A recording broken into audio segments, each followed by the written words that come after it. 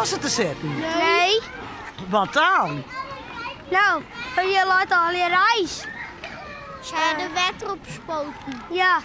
Anna, zullen we samen in hand schaatsen?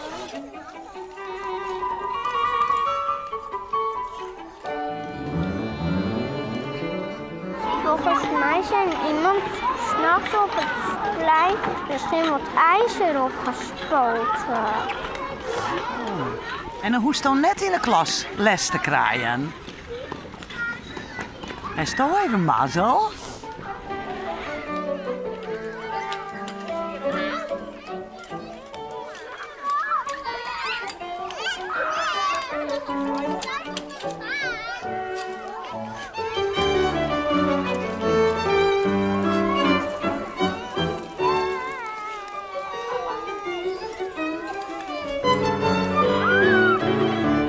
Hoe krijg je dit zo van elkaar? Ja, we hebben een paar enthousiaste huiden gevonden en die bellen me op van Sebi probeer de eerste ijsbaan van Friesland te creëren.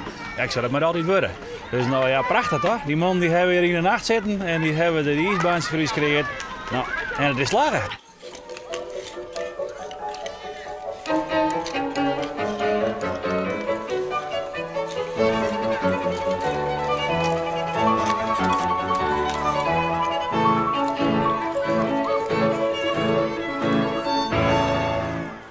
Hoe gaat het? Goed. Ja, wat is de mooie reden zonder?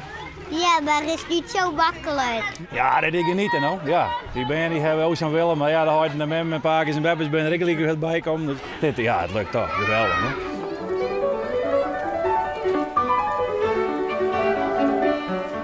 Eigenlijk moet je dan handen op de rug doen, maar het hoeft niet per se. En we hebben ook stoeltjes en je kan ook gewoon schaatsen. Gewoon een soort van glijden, maar dan moet je gewoon ook een klein beetje lopen. Ja, elke is enthousiast, want ja, we kunnen net zo vaak met boeten doorrijden. Dus dat het dan hier bij ons op school al hebben kunnen, dat is natuurlijk prachtig. Ja.